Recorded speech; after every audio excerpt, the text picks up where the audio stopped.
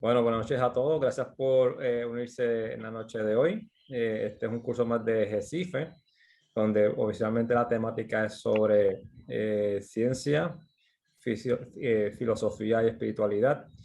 En este de hoy estamos hablando más sobre la ciencia, las ciencias sociales, la ciencia antropológica, bajo lo que es la temática de conciencia, ¿verdad?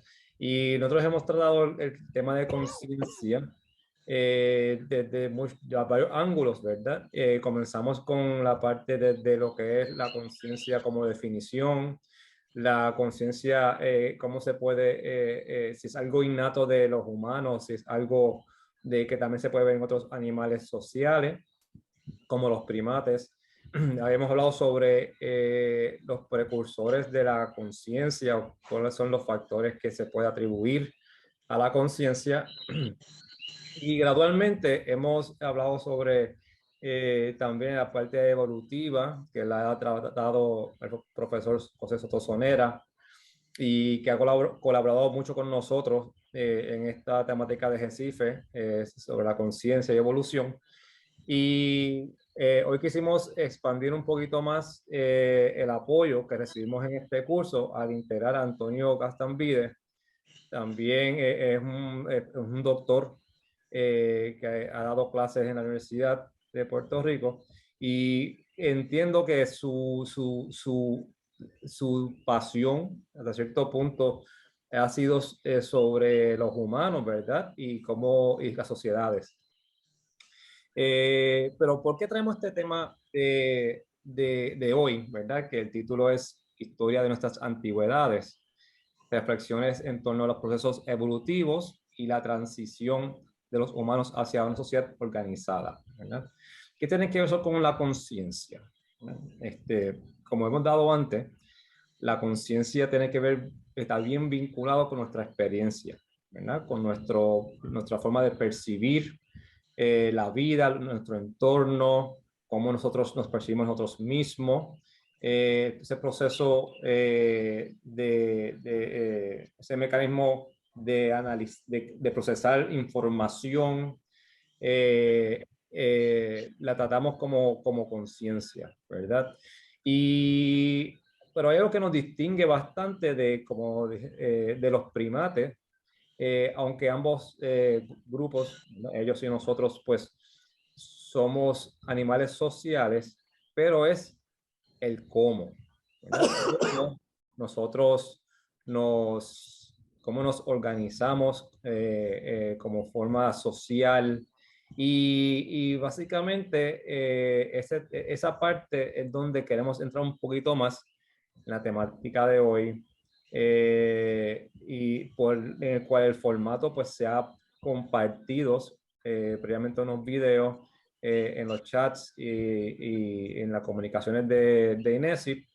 Pero no obstante, los que no lo han visto esos videos, pues vamos a exponerlo en el día de hoy para que también disfruten, ¿verdad? Y puedan compartir con el tema y al igual siéntanse en confianza, ¿verdad? De traer sus puntos. Así que le vamos a pedir que ya pronto vamos a introducir aquí a Antonio y comenzar con el curso. Así que los que puedan, apaguen el micrófono, ya que vamos a tener un audio y no queremos que tengamos algún ruido en el fondo. Y quiero también resaltar la colaboración de profesor José Sotosonera también en el curso de hoy. Así que con los diálogos que ha tenido con Antonio, conmigo y parte de la planificación, así que no es un esfuerzo solo de uno o de varios, esto es un esfuerzo de equipo y le agradezco mucho el tiempo que le han dedicado y espero que le disfruten. Así que con menos preámbulos, pues entonces pues le paso aquí el batón a Antonio Castambide. Bueno, buenas noches a todas y todos. Eh, Hace más de un año yo le ofrecí a Inés compartir una reflexión que recientemente titulé junto con José Soto Sonera, reflexiones sobre la transición hacia la sociedad organizada. Ahí Víctor, como parece que tiene de costumbre, puso un título larguísimo con el que no voy a polemizar, pero el título es Reflexiones sobre la transición hacia la sociedad organizada. Decidimos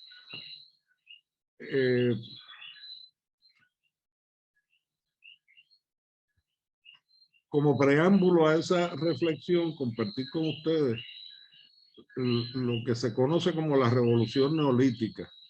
Si uno se pone a hablar de la revolución neolítica, es decir, la transición hacia sociedades organizadas, que yo sepa que eso solo lo han hecho los humanos, no lo ha hecho ningún habitante de la Tierra.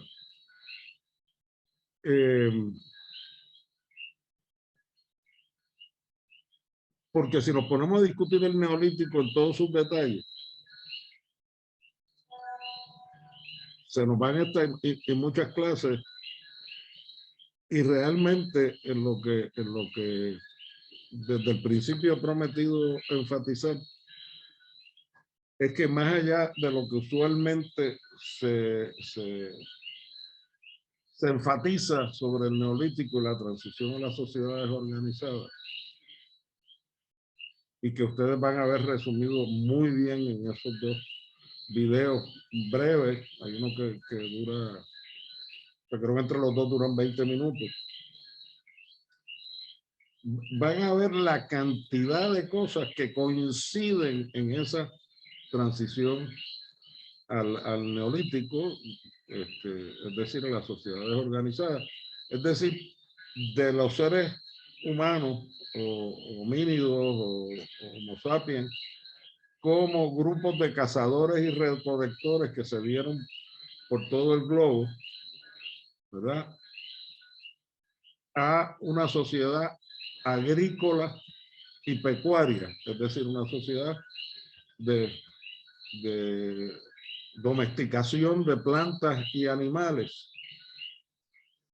y de una sedentariedad, no siempre absoluta, pero una sedentariedad en los seres humanos. Ahí ustedes van a ver que coincidieron una cantidad de cosas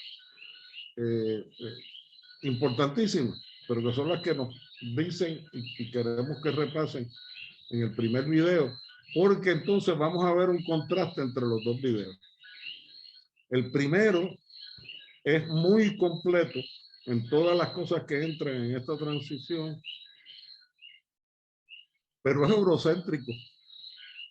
Es como si esa transición hubiera ocurrido solamente en el creciente fértil entre los ríos Tigris y Éufrates, en la actual Irak,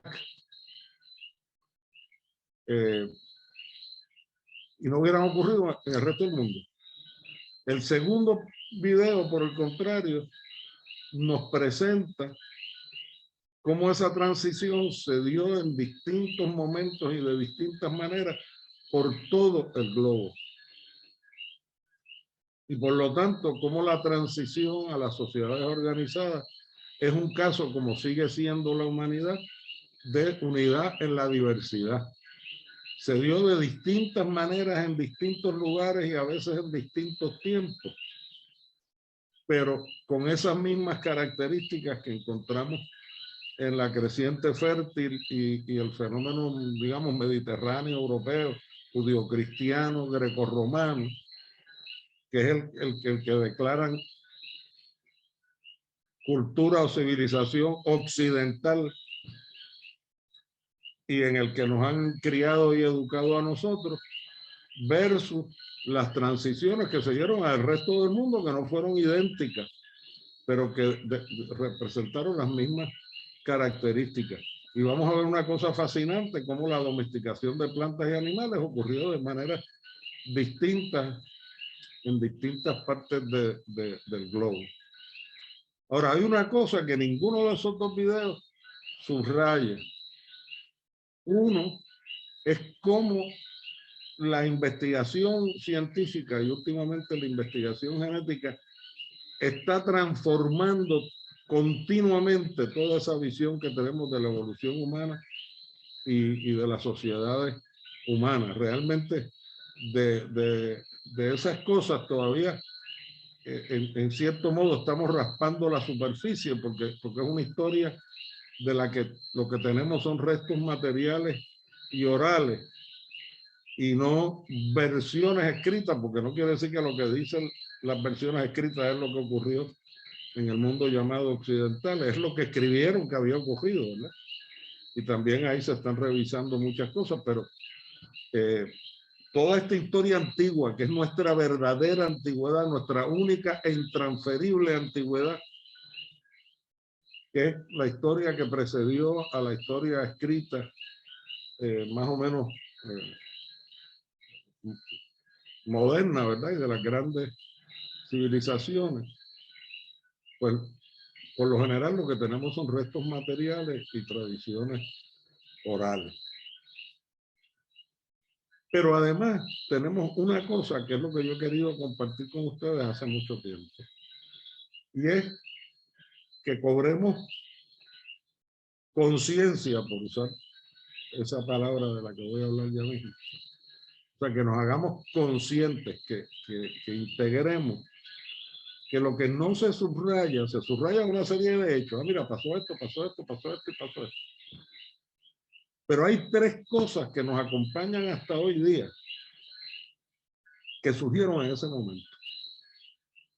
Una, y es fundamental porque hoy día está dándose la batalla para acabar con eso, es el patriarcado.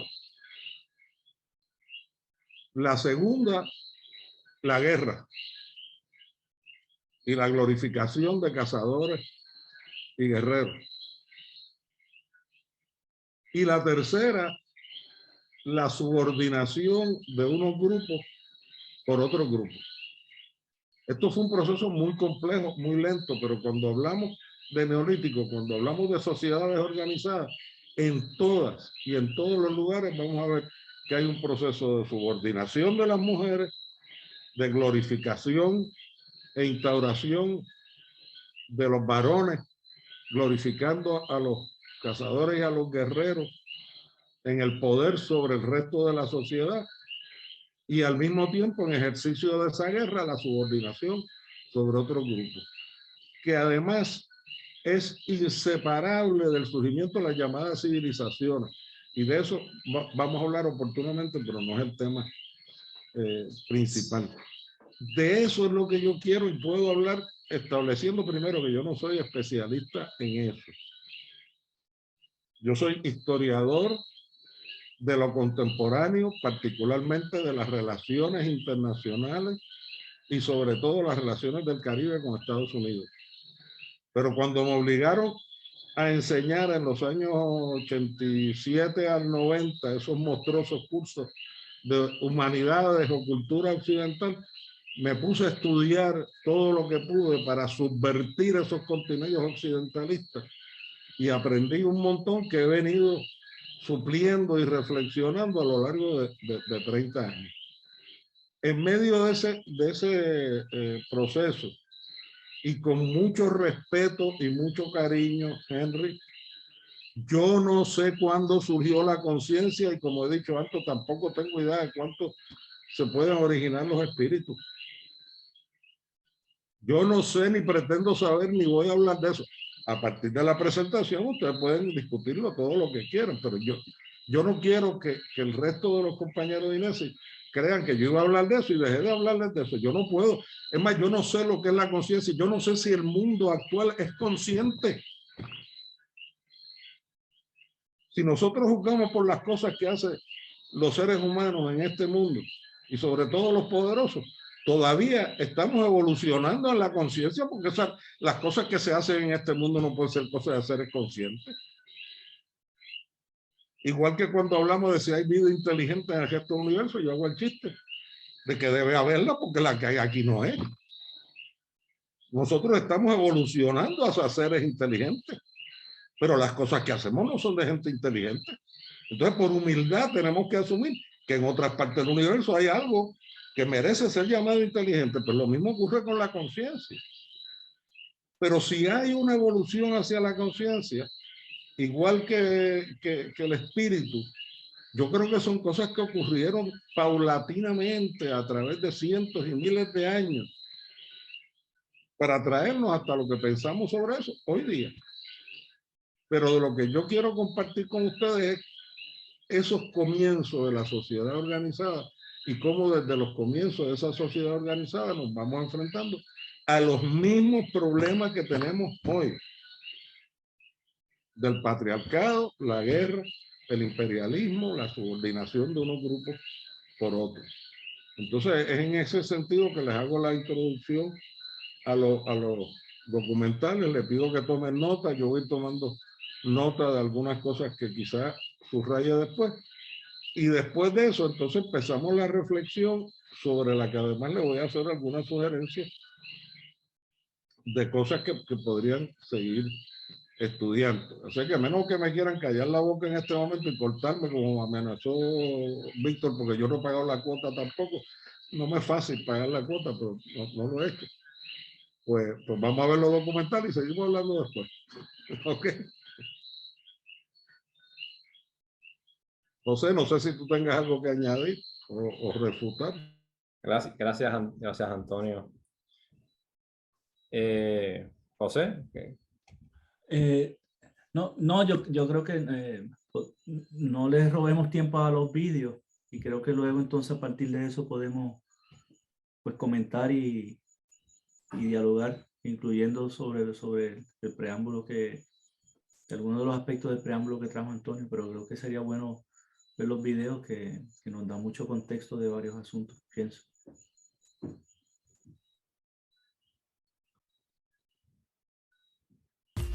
Hola, ¿qué tal? ¿Cómo les va? Hoy vamos a hablar sobre la revolución neolítica. Bueno, la revolución neolítica es un concepto que aparece para definir las transformaciones de la sociedad que desembocarían en la adopción de la agricultura y la forma de vida campesina como la principal base económica de los grupos sociales humanos. Es decir, se pasa de una economía que tenía como base principal la producción de alimentos en lugar de la anterior vida de caza y recolección. Este cambio de vida hacia el neolítico supuso una transformación en la vida del hombre prehistórico. También debemos agregar que, por tanto, la revolución neolítica sería la transformación radical de la forma de vida del ser humano. El ser humano pasará de ser nómade a sedentario, pasará de tener una base económica de caza y recolección a tener una base económica productiva mediante la agricultura y la ganadería. Sigamos hablando un poco más, particularmente sobre sus orígenes. Bien, para comenzar, debemos decir que según Gordon Childe, ocurrió en el creciente fértil que cubre la zona egipcia del Valle del Nilo, África, hasta la Mesopotamia, entre los ríos Tigris y Éufrates, en Asia. La causa habría sido un cambio climático que produjo un terreno seco y el hombre tuvo que plantar y lograr de alguna forma la reproducción de los animales cercanos. También debemos agregar que debido a la afluencia del Tigris y del Éufrates fue posible la ganadería y la agricultura. Este sería el centro desde que el neolítico se difundiría. Por último, debemos agregar que según Braidwood en 1971, el cambio climático no fue la causa principal al puesto que ya había sucedido anteriormente. Tampoco considera que la Mesopotamia haya sido el centro. Según él, lo que más explica la transformación tiene que ver con el grado de avance que tenía la humanidad entonces. Sigamos hablando sobre esta revolución neolítica, particularmente sobre sus características. Comenzando con la agricultura. El cultivo de cereales cobró relevancia y en particular el del centeno, la cebada y el trigo que se asocian a la zona del creciente fértil. Tampoco hemos de olvidar legumbres y ciertos árboles frutales asiáticos, a lo que hemos de sumar el uso de levaduras y fermentos. También debemos destacar la domesticación animal. El perro fue el primer animal que se incorporó al hábitat humano. Pilar fundamental de la producción actual es la domesticación bovina, ovina y caprina. Otros animales domesticados fueron el caballo y los camellos. Para la ganadería fue seleccionado el cerdo y no hay que restar importancia al uso de otros animales como aves de corral y rapaces. Otra característica importante tiene que ver con la creación de la textilería. Se han encontrado vestimentas fabricadas con lana y lino y la creación de los telares pertenecientes a esta época. También la transhumancia es otra característica importante. La ganadería a través de la transhumancia permitió la comunicación del hombre con los poblados ajenos. También la invención de la cerámica. Durante este periodo se le dio un uso muy extendido a la cerámica en la que prevalece la construcción de elementos agrícolas sobre los diseñados para la caza. Otra característica es la religión. Los agricultores establecieron una relación muy especial con la tierra que representaba la diosa madre, el ciclo de la vida y la muerte y la fertilidad. También debemos destacar la división del trabajo. El aumento poblacional propició que el trabajo fuera repartido, así como la entrada en escena del conocido como excedente, por el que se intercambiaban bienes, el cual recibió el nombre del trueque. Este fue el primer tipo de comercio. Sigamos hablando un poco más sobre esta revolución neolítica, particularmente sobre sus consecuencias. Bien, podemos decir que se pudo sustentar a una población creciente ya que aumentó la cantidad de alimentos gracias a las mejoras en la agricultura. Estas hicieron que sobreviviera un mayor número de hijos en las familias y que aumentase la esperanza de vida. También este aumento de la población hizo que se colonizaran nuevos territorios. Debemos resaltar que el ser humano dejó de ser nómade ya que tenía que proteger las zonas en las que éste sembraba. Principalmente estas zonas estaban próximas a ríos. De esta forma surgieron las primeras ciudades. También apareció el excedente, ya que sobraban alimentos. Esto permitió que una parte de la gente se ocupase de otras tareas como la religión o el arte. También aparecieron así los guerreros que intercambiaban protección por alimentos. También debemos decir que surgió una sociedad más jerarquizada. La producción siguió aumentando, a pesar de que la población ya no crecía, pero como suele suceder, unos pocos poseen la mayoría de los bienes. Otro punto a resaltar es que aumentó el intercambio de productos fuera de la comunidad. Así aparece el comercio, el cual permite reestabilizar al máximo el trabajo artesanal. Una de ellas fue la aparición de las ciudades. Esto vino dado por el sedentarismo que se produjo por el uso de la agricultura. De estas poblaciones agrícolas surgieron las primeras civilizaciones. Y para terminar, debemos decir que gracias a las mejoras alimenticias, la población aumentó. De esta forma, los poblados se fueron desarrollando, llegando a ser ciudades. Bueno, esto es todo por hoy. Como siempre le decimos, chequeen los videos de nuestro canal que seguramente les serán de muchísima utilidad. Hasta la próxima. La revolución neolítica es un término acuñado por el arqueólogo y paleontólogo australiano Gordon Childe, perteneciente a la escuela inglesa. En los años 40 del siglo XX, determinado por una visión evolucionista unilateral, propone que la revolución neolítica marca el paso de la humanidad de un estado salvaje hacia un estado barbarie, es decir, de recolectores y cazadores a productores, teoría manejada principalmente por el antropólogo norteamericano Lewis Morgan. Por otra parte, el arqueólogo Childe toma en consideración el factor tecnológico como móvil principal del progreso, como son los medios de producción, dándole de esa forma un tono materialista y economicista de las teorías de Carlos Marx y Federico Engels para la explicación de la neolitización.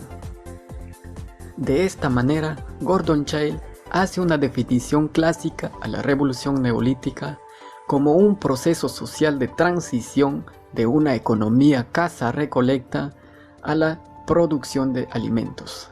Dicho eso, el proceso de neolitización se iniciaría en diferentes partes del mundo, cuando los grupos humanos impusieron una selección artificial de plantas y animales que más en adelante desarrollarían cultivos y crianzas modernas adaptadas a ambientes artificiales.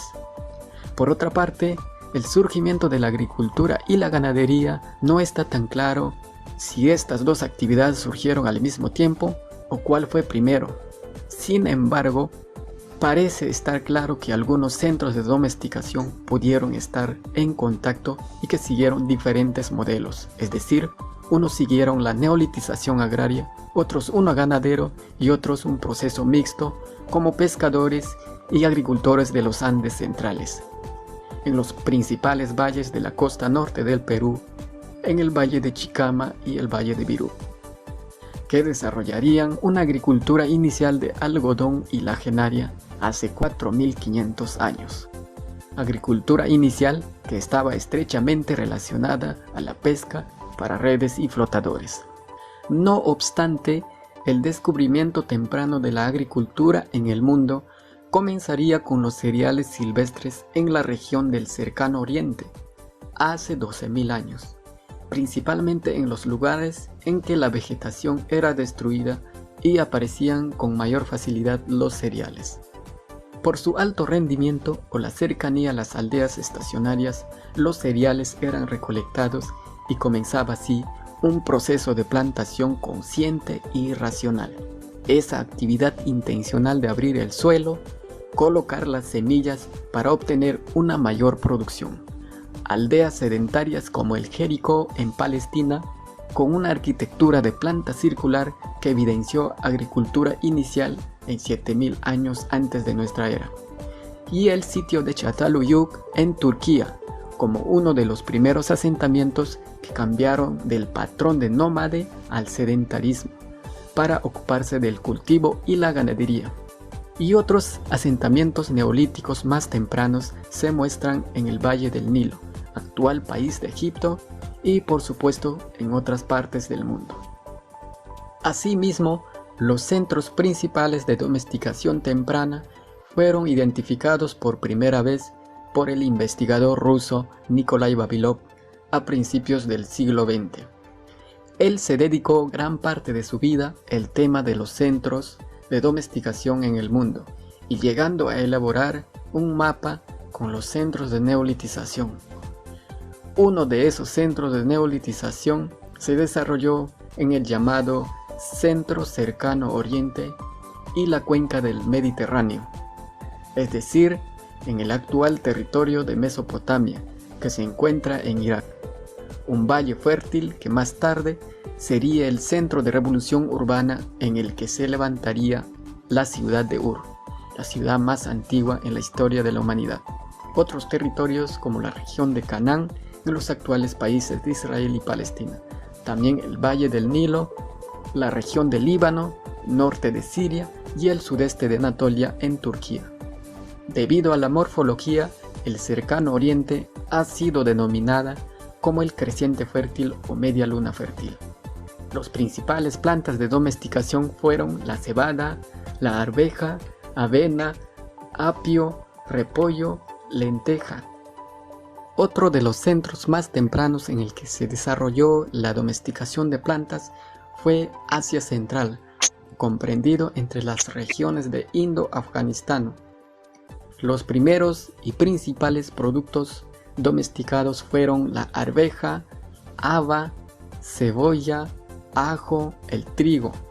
Asimismo, otro foco de la domesticación fue el centro chino, en el lejano oriente, como centro de producción en el cual el autor considera los siguientes recursos domesticados: el nabo, el rábano, el col, mijo, soya, como los más destacados en la domesticación temprana. Siguiendo con la lista de los centros principales de cultivo temprano, tenemos el centro indio-malasio, que se ubica por las zonas de Indochina y la región del archipiélago malayo. Los principales elementos domesticados tempranamente fueron el pepino, el mango, naranja, arroz, que viene a ser el alimento básico de los asiáticos desde la prehistoria. Otra región de las primeras domesticaciones fue el centro abisinio, que comprende una parte de Yemen y el llamado Cuerno de África. Los hallazgos más tempranos comprenden los principales cereales como el trigo, la avena, cebada, linaza. Asimismo, las tempranas domesticaciones de plantas silvestres se evidencian en el Nuevo Mundo, como es la región del llamado Mesoamérica, una gran parte de México y otros países de Centroamérica. En ella se domesticó el tercer cereal más importante en la actualidad después de trigo y la cebada. Nos referimos al maíz, considerado el principal recurso alimenticio en el surgimiento de las primeras civilizaciones en los Andes. Otro de los recursos domesticados se evidencia el girasol, el cacao y el frijol. Obviamente otros productos más. Centro sudamericano de los Andes. En los actuales países de Perú, Ecuador, Chile, Argentina y Brasil, los recolectores andinos, conocedores amplia y diversificadamente de plantas silvestres en su entorno, llegaron a domesticar como la papa, la oca, el zapallo, calabazo, ají, camote, payar, poroto común, entre otros. Territorios como la Amazonía también serían los centros de domesticación, así como también muchos autores que consideran la domesticación del maíz en los Andes. En otra categoría tenemos la domesticación de los animales, que se inicia a partir del conocimiento que se deriva de seguir a las manadas para la caza. Posteriormente se comienza a criar controlando su reproducción. Los primeros animales domesticados para la ganadería en la región eurasiática es el ganado vacuno, la oveja, la cabra, el cerdo, el asno y el caballo, que fue domesticado mucho más recientemente en distintas partes de Eurasia. Uno de ellos, de los más antiguos, es el sur de Ucrania hace 6.000 años, así como también existen artes rupestres en España, en la cueva del llamado Ecaín. Sin embargo, los investigadores sostienen que el primer animal domesticado fue el perro, descendiente del lobo asiático Canis lupus, quien acompañaría al hombre en las faenas de la caza antes que se desarrolle la ganadería, y que esa relación entre el perro y el hombre iniciaría en Europa y Asia Central entre 19.000 a 32.000 años. Paralelamente en los Andes centrales se habría dado los primeros indicios de la domesticación de camélidos, entre los años 6.000 a 5.500 años antes de nuestra era, y desarrollándose el pastoreo de alpacas y llamas en las regiones altoandinas de Junín, Huánuco y altiplano de Titicaca. Existen artes rupestres en las cuevas de Lauricocha de Huánuco, también Toquepala de Tacna, mostrando las actividades cotidianas de la caza y procesos de domesticación de camélidos.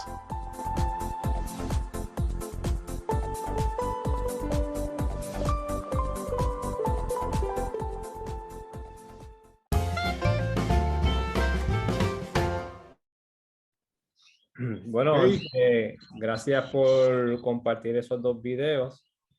Creo que fueron una buena introducción sobre el tema de básicamente de la era neolítica, ¿verdad?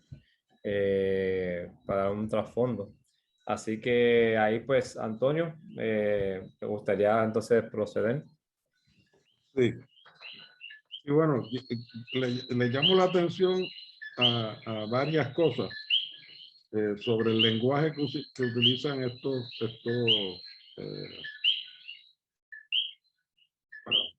videos, ¿verdad? Documentales.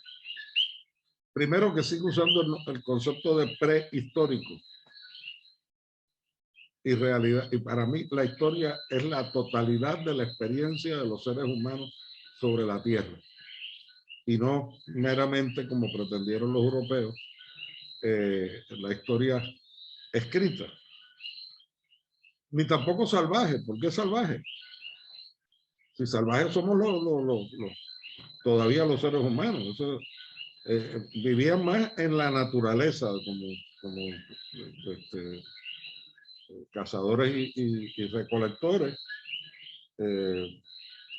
Y después vivirían sedentariamente domesticando plantas y animales. Ay, perdón, yo apagué la cámara sin querer.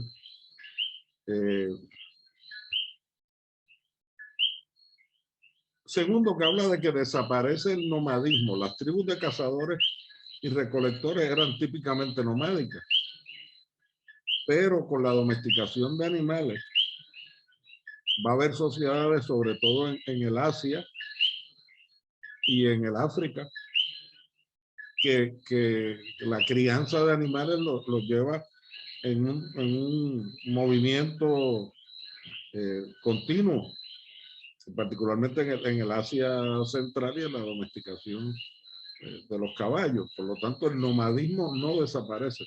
Es una de las formas en que se hace la transición hacia la sociedad organizada y más o menos sedentaria, pero no es una sociedad organizada completamente sedentaria, sino que puede estar en movimiento, y eso no la hace ni más ni menos desarrollada que las otras.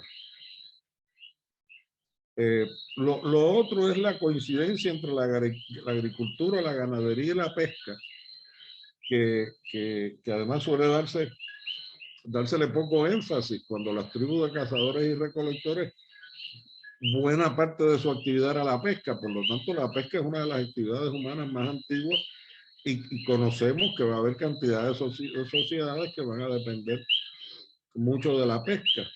Y se habla poco de eso cuando se habla de domesticación de plantas y animales, porque los frutos del mar no se domestican. Aunque algunos se siembran, no se domestican, sino que se capturan, ¿verdad? Se pescan. Lo otro, como les dije al principio, es lo tentativo de muchas de estas cosas. Si ustedes notan en los dos videos, hay una acumulación de información impresionante. Incluso, como se ha destacado en la literatura relativamente reciente, la importancia de Catalhuyuk en Turquía, porque es una primera construcción urbana de sociedades que todavía son de cazadores y recolectores, y es entonces un indicio de una transición compleja. Pero además de eso, en la misma evolución previa ha habido unos hallazgos que realmente son impresionantes y que nos plantean preguntas e hipótesis que cambian nuestra visión de cómo evolucionó la humanidad y cómo eso marcó la transición a las sociedades organizadas. Por ejemplo, hay una serie de documentales en Amazon que, si no termináramos hoy y pasamos a la próxima, entonces podríamos traerle en transparencia. Yo no quería ponerme con un aparato de transparencia que dé la impresión de que yo estoy hablando de algo sobre lo que sé. Yo estoy reflexionando sobre algo de lo que me he enterado, que no es lo mismo. Pero estos documentales de First People, que si no me equivoco me los recomendó José Soto Sonera, y que me han dejado maravillado, van siguiéndole la pista a cómo es que se dio la migración humana, ¿verdad?, que llevó al poblamiento de los distintos continentes, iniciándose todo en África. Sabemos que África es, como vimos en las clases previas de evolución humana, ¿verdad?, donde emergieron los Homo sapiens. Pero aquí es que se da una cosa muy interesante. Si ustedes recuerdan, en las clases organizadas por José Soto Sonera, todavía no se había dilucidado la relación entre los Homo sapiens, cuando emergen de África, y el grupo que más había sobrevivido de muchos grupos de transición de homínidos en Europa, que eran los neandertales, entre otros grupos de transición de homínidos. Pero entonces estos documentales plantean una cosa fascinante, y es que solo dentro de África, y en una emigración espectacular por todo el cercano oriente y el sudeste asiático, bajando Indonesia, llegaron los grupos originarios de Australia. Y aparentemente esos son los únicos que conservan pura una genética de Homo sapiens originales africanos. Mientras que el resto de la población del mundo, en Eurasia y en América, se dio con un grado de aportación genética de los neandertales. Y esto es por investigaciones genéticas que solo han sido posibles en los últimos años, ¿verdad?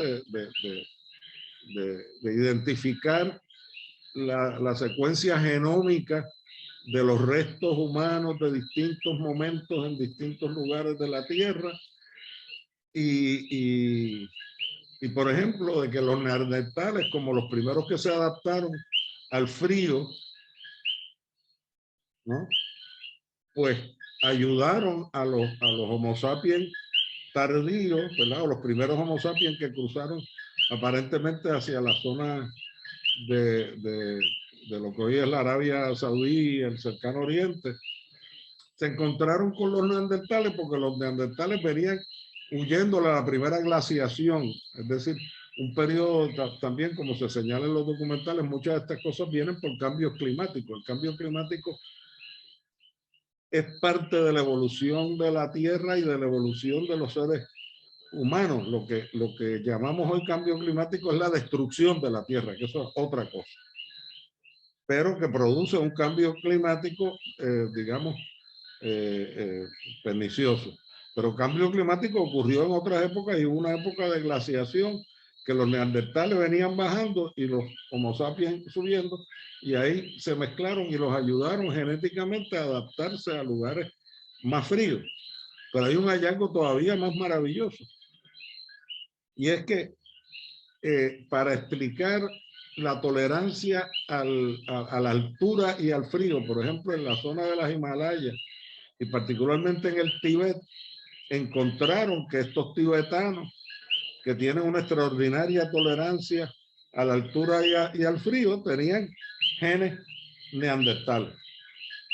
Y estos son los grupos que entonces se van desplazando y según diversas hipótesis, no todas coincidentes, fueron a parar a América. También la investigación genética refleja que no se dio una migración hacia América, sino dos migraciones, y probablemente más costeras que por tierra. O sea, todos los días se están descubriendo cosas nuevas y difícilmente podemos dar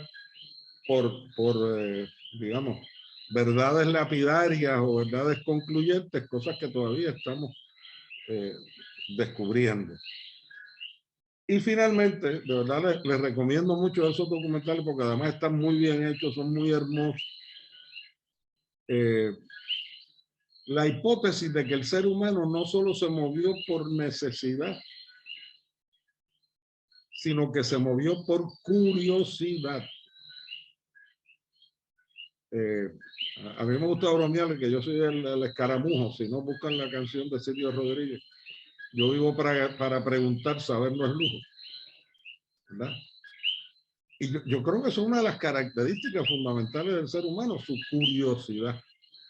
Y a base de la climatología y de los restos de estas migraciones, se plantea que hay seres que no evolucionaron empujados por la necesidad o porque hubiera escasez de alimentos, sino qué es lo que queda al otro lado, qué es lo que está más allá.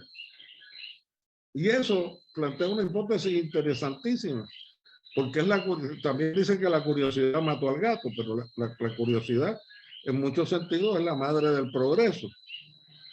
Y estos documentales sostienen esa hipótesis. Por otro lado, tanto los documentales como estos documentales de First People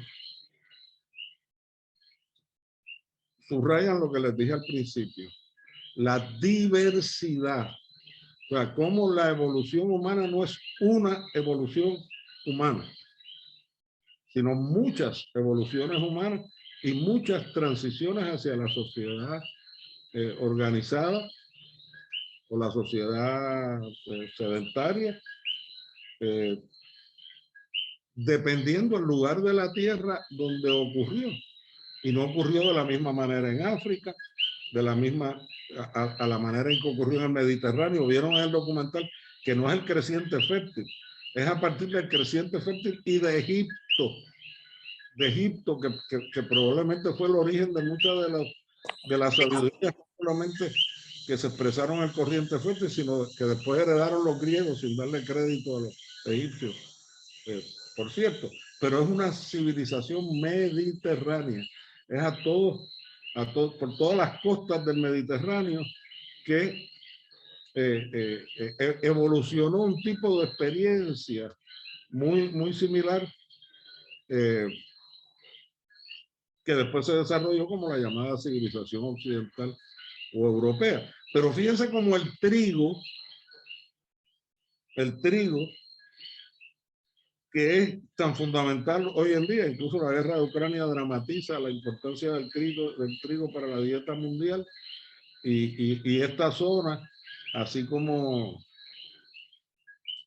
las pampas argentinas, son las tierras más fértiles y más ricas, y Estados Unidos, algunas zonas de Estados Unidos, en la producción de trigo.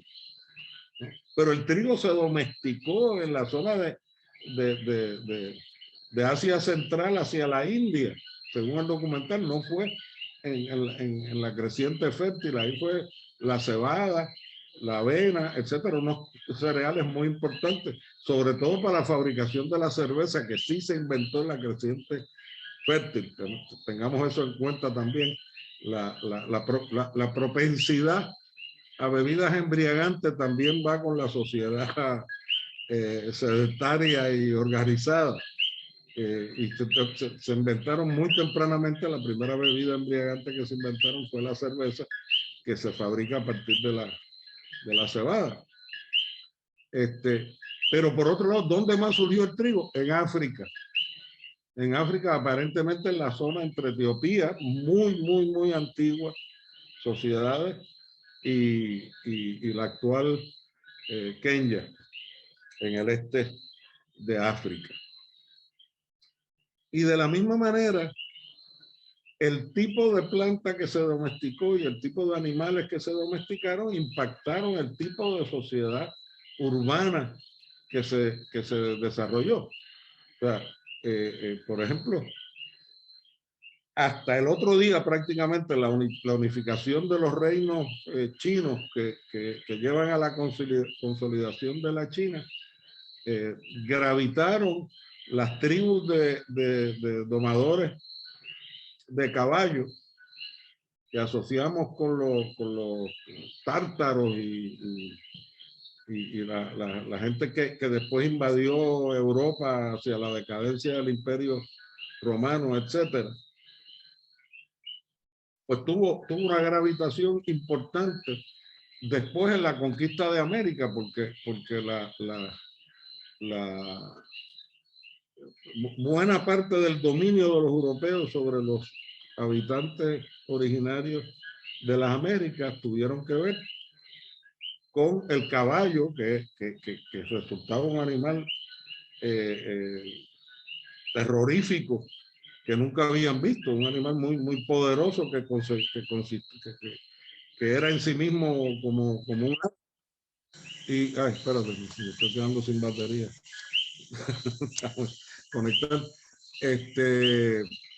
El caballo y las armas de fuego, cuando la pólvora se inventó en la China, pero en la China se usaba para fuegos artificiales, no se usaba para hacer la guerra, se usaba para las grandes celebraciones. Eventualmente se adoptó para la guerra, pero quien primero la adoptó para la guerra fueron los europeos, produciendo también un gran terror y grandes bajas entre los habitantes originarios de América. O sea que la correlación de fuerza entre los seres humanos, según se fueron relacionando, tuvo mucho que ver con cuáles eran las plantas que domesticaron, de dónde venía su dieta y cuáles eran los animales. Ahí no lo menciona, pero todo el Caribe y el norte de Sudamérica somos pueblos de yuca. que fue la principal planta que se domesticó por estos lares y sigue siendo una parte importante de la dieta de todo el Caribe, de Venezuela, de Colombia, de Centroamérica. Y no se diga la importancia de los cultivos americanos cuando se trasladaron a Europa. Sin los cultivos que se domesticaron en América, no habría comida italiana. La comida italiana es una combinación de influencia china y mexicana por el uso del tomate, la salsa de tomate, el tallarín. Nada de eso existía en Italia. La papa llegó a ser tan omnipresente en Europa que una de las grandes hambrunas que estimuló en Irlanda una gran inmigración hacia América fue la crisis en el cultivo de la papa, y la papa se domesticó en los Andes, donde además hay evidencia de una variedad maravillosa de papas, mucho más alimenticia que esa que nos mandan hoy día de Estados Unidos, con una productividad impresionante, que hay antropólogos que se han dedicado a reproducir en terrazas que parecería que no producen nada. Se producen unas papas inmensas, pero eso no es el propósito principal de lo que estamos hablando. Ahora, hablando de lo que prometí hablarles, y no muy extensamente, porque prefiero que entonces sostengamos un diálogo, y si no lo agotamos, pues lo seguimos cuando ustedes quieran.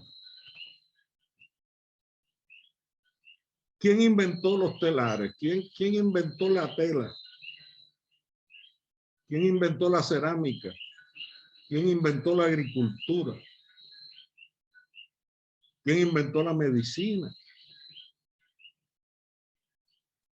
No eran los varones que prevalecían en los grupos de cazadores y recolectores que se alejaban del hogar. El hogar original era donde estaba el fuego. Y antes de que los seres humanos aprendiéramos cómo generar el fuego frotando piedra, el fuego se producía por accidente con rayos. Y entonces una vez usted hacía una fogata, tenía que estar todo el tiempo pendiente de que esa fogata no se le fuera a apagar, porque todavía no sabían cómo prender el fuego. Eso después se averiguó cómo prender el fuego, fue un adelanto muy grande.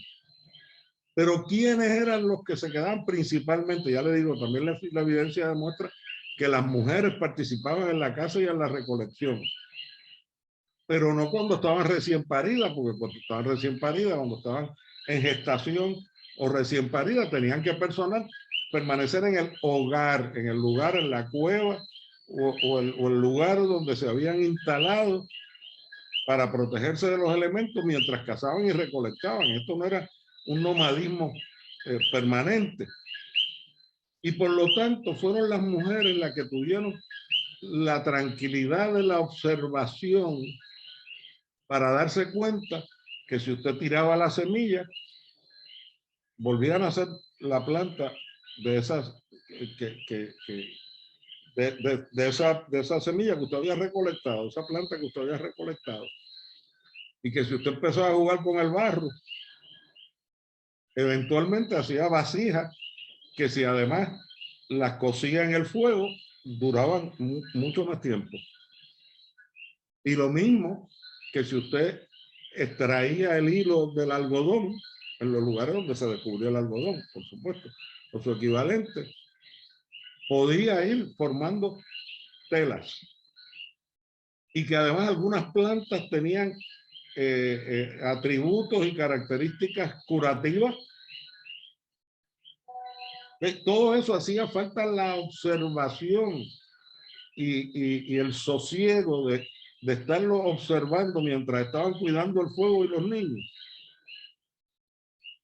para efectivamente convertirlo en fabricación de tela, cerámica y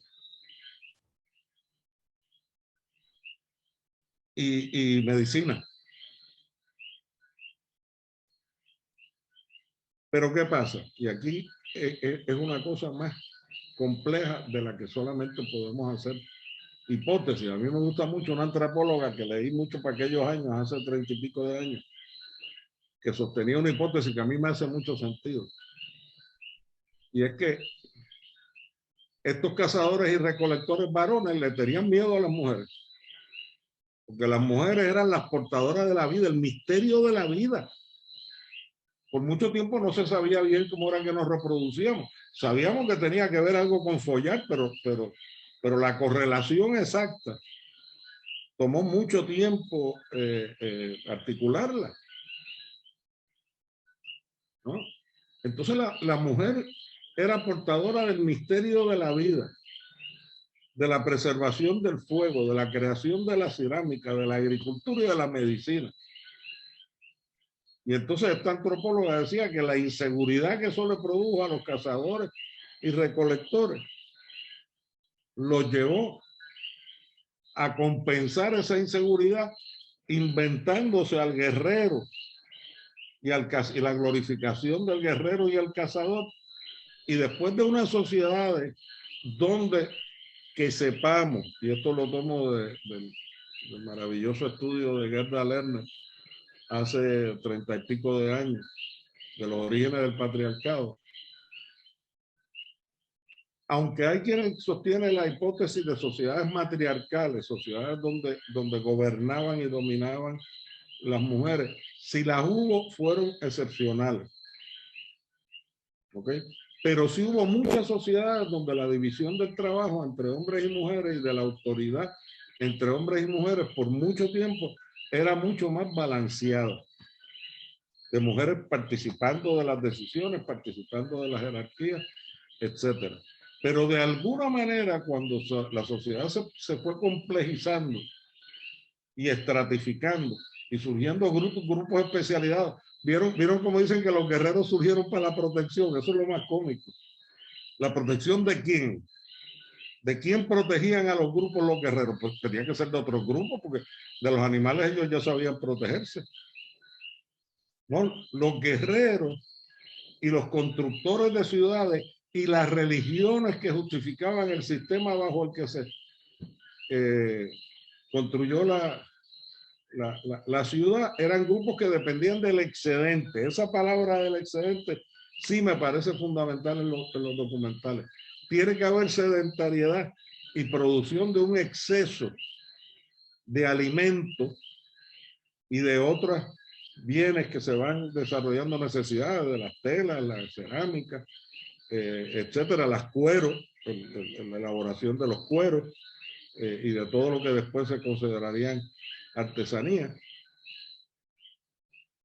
Y para eso hacía falta que sobrara producción de alimentos. Todavía no para el canje, no, sino para que algunas personas se pudieran dedicar a algo que no fuera la producción de bienes agrícolas o la crianza de animales con fines de alimentación. Y ese momento es crítico, y en ese momento es que, según antropología de larga data, comienza a darse la subordinación de las mujeres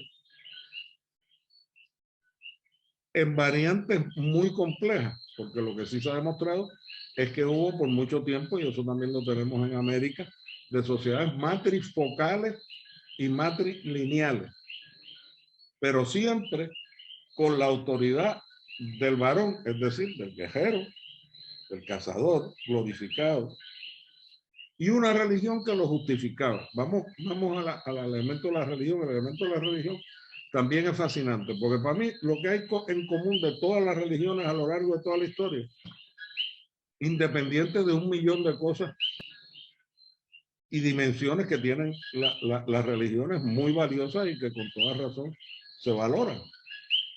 Pero ¿qué es lo que tienen en común todas las religiones? Son explicaciones a las cosas que no entendemos. No entendemos la vida y la muerte, pues nos tenemos que inventar una narrativa que le dé sentido a la vida y la muerte. No entendemos el clima, Y los fenómenos de la naturaleza, pues tenemos que darle una explicación a los fenómenos de la naturaleza. Y es de esa manera que aparentemente en la mayor parte del mundo, por lo que conocemos de esta verdadera antigüedad, fueron emergiendo las religiones muy atadas, eso sí, con la noción de una vida más allá de la muerte, que parece haber preocupado a los seres humanos, por lo menos a lo largo de todo este proceso de sedentarización y de sociedad organizada. Y en ese proceso, ¿quiénes eran las líderes religiosas? Al principio parecen haber sido fundamentalmente mujeres y por eso sobrevivieron como sacerdotisas y como diosas.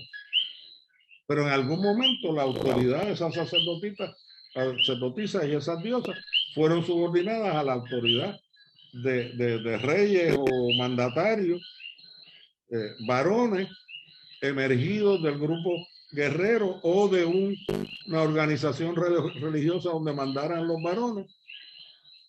Y esto ha sido estudiado, Carmen puede dar fe de eso, que lo ha estudiado mucho más y mejor que yo. Y así se fue construyendo el patriarcado que fue permeando todas las relaciones humanas y parece que de distintas maneras ocurrió en todas partes. Hay otra cosa que parece manifestarse en casi todas las sociedades y en todas las religiones, que es el culto a los antepasados, el sentido de continuidad y también de ahí la cuestión de los enterramientos, de la continuidad, por ejemplo, la noción china del tiempo, como acabo de aprender por un compañero que publicó un libro sobre China que va a circular aquí, yo espero antes de que acabe este año. Pues los chinos tienen una noción del tiempo distinta a la nuestra. Nosotros asumimos que la única noción del tiempo es la que nosotros tenemos, que además es la que nos impuso la revolución industrial hace 200 años, ni siquiera es muy vieja. Porque el tiempo antes de la revolución industrial y de que los británicos inventaran los relojes, los segundos y los minutos, y toda esa vaina para tratar de organizar el tiempo de manera sistemática, que hacía falta para la producción industrial, el tiempo se medía por las estaciones, el tiempo se medía de otras maneras, pero en el caso de los chinos era una noción circular, no que se repetían las cosas, pero que no tenían un principio y un fin, sino que se replanteaban, pero más importante que eso, que la vida suya empezaba con sus antepasados y seguía con sus descendientes. Por lo tanto, la noción esta de nacer, de la vida comenzar en el nacimiento y terminar con la muerte, no corresponde con la visión del mundo de los chinos y de otras sociedades. Por lo tanto, son nociones distintas del tiempo y por lo tanto, la religiosidad que emerge de esas nociones del tiempo, de esas visiones del mundo, pues son distintas, pero lo que parece tener muy en común todas las religiones es el respeto y el culto por los antepasados y la noción de una trascendencia. Eso es muy importante. ¿Qué tiene que ver eso con lo que Henry llama conciencia? Yo no tengo la más leve idea, no sé si me interesa especular sobre eso. Lo que tiene que ver es con que el ser humano no solo va complejizando la sociedad, sino que va complejizando lo que no entiende. Y como parte de las jerarquías que la ciudad mantiene, va a haber una guerrera, va a haber una religiosa, va a haber una administrativa y unos señores y señoras que van a estar por encima de todo. ¿Y cómo es que van a generar excedentes para construir esas maravillosas ciudades en el cercano Oriente y después en Grecia y esas maravillas que construyeron los egipcios y en la India, en la China, en América? Subordinando grupos que se percibían como distintos, porque eso es otra cosa, y lo voy a mencionar solo de pasada, porque de eso no he podido hurgar mucho. Pero además, los cazadores y recolectores tuvieron una etapa totémica. Es decir, como grupo se identificaban más con un animal, que era el animal que de alguna manera los reconciliaba y les viabilizaba vivir en la naturaleza, que con los demás grupos humanos, que se identificaban con otros animales. Y esas tradiciones totémicas sabemos que llegaron también, digamos que perduraron por mucho tiempo y en alguna medida perduran en algunos lugares. Entonces, ¿cómo se traslada esa relación con la naturaleza a una relación, digamos, con el más allá para explicar las cosas que no entendemos? Pues también es un proceso muy, muy complejo. Y donde, Antonio, con permiso. Ha habido una pregunta de qué significa excedente y entonces José Soto Sonera comentó que eso era algo bien importante, el hecho de que hubiera excedente y cómo eso cambiaba la relación. Y no sé si José Soto Sonera lo quiere abundar o tú lo quieres abundar. Bueno, yo sí me puedo coger un descanso y José quiere hacerlo. Pues sí, pues José, si tú quieres... No, ahí está el acueducto. José, tú le metes mano a eso. Sí, entiendo yo que sí que puede. Yo me busco un líquido que tú te vas a buscar agua y José sale del acueducto y viene para acá. He estado bastante pendiente desde el acueducto. Mira, ¿Cuál acueducto es ese? El de España. Eso es en Segovia. Por eso, el de Segovia, sí. No, estamos con los romanos en España. Ajá. Sí, nada, buenas noches otra vez, y saludos a todas y a todos. Nada, yo creo que es muy, muy fascinante, ¿verdad? Cuando uno de nuevo entra a la cuestión histórica para ver cómo, de dónde es que viene un poco lo que hacemos, lo que somos hoy día y lo que hacemos hoy día, ¿verdad? Pero contestando puntualmente lo que están comentando y que yo reaccioné en el chat es porque ya había hecho una nota aquí también en al API, porque uno aprende muchas cosas pues escuchando, y tanto lo que dice Antonio como las preguntas que surgen. Nada, aquí he encontrado cosas bien interesantes que uno puede reflexionar escuchando esta charla. Pero el excedente yo siento que es importante porque es, como bien dijo Antonio, es ese, y plantea el video, es ese sobrante, ¿verdad? Lo que no necesito. Después de yo satisfacer mis necesidades y la de los que me ocupan a mí o los que me preocupan a mí en un grupo social, después de yo tener cubierto todo eso y sentirme seguro, me doy cuenta de que me sobra algo, ¿no? De que yo tengo ahí algo que no necesito. Alimento, espacio, uno podría nombrar muchos niveles de ese sobrante, ¿verdad? Pero tomándolo, por ejemplo, en el nivel de alimentos, de pronto cuando eso ocurre, esos grupos, y cuando eso ocurrió y cuando uno a eso le ocurre, uno dice, ¿qué hago con eso, verdad? Y pensar cómo dar el salto entonces de yo decir, pues puedo utilizar eso para satisfacer otras necesidades que tenga. Ahí viene el famoso trueque que señaló Antonio, que señalaba el vídeo. Pero cuando yo señalo en el intercambio que uno puede hacer escrito, el llamado chat en este tipo de ambiente que estamos, es porque también hay una dimensión del comercio, ¿no? Que entonces comienza a ver la posibilidad de que es un poco el origen de eso que nosotros llamamos el comercio. Y el comercio me lleva a unas relaciones muy complejas, ¿verdad? Tanto al nivel interior de la sociedad misma, como también lo que yo puedo hacer en la interacción con otros grupos. Y entonces ahí se empiezan a dar unas relaciones importantísimas y una actividad fundamental, que es la actividad comercial. Y lo que eso implica entonces a nivel de los grupos sociales, de la civilización, y hacia donde eso va llevando también, ¿verdad? Porque el comercio implica encontrar rutas para yo comunicarme con otra gente, la posibilidad de establecer zonas de comercio con otros grupos. La cosa se va haciendo más compleja, y en ese sentido es que yo pienso que es un poco, como dijo Antonio, que me gustó mucho ese concepto, que fue un momento crítico, ¿verdad? Porque genera un cambio muy grande en términos de nuestras relaciones de unos con otros. Y por eso quise hacer el comentario de que sí, de que ese sobrante, ese excedente de producto del que sea, pues pienso yo que fue un momento crucial en esto que somos hoy día, que nos sigue acompañando, ¿verdad? Porque hoy día lo hemos llevado lo hemos complejizado mucho. Hablaba, no sé si fue con el propio Antonio o con quién era que conversaba el otro día, que se espera que en un par de décadas muchas de lo que nosotros consumimos hoy día lo vamos a estar comprando a través de lo que llamamos la internet, ¿verdad? Ya van a ir desapareciendo las tiendas y vamos a estar comprando las cosas a través de una máquina. Ya uno conoce familias que lo hacen así, que ya no visitan las tiendas, ya no van a los lugares, sino que lo ordenan todo a través de Amazon.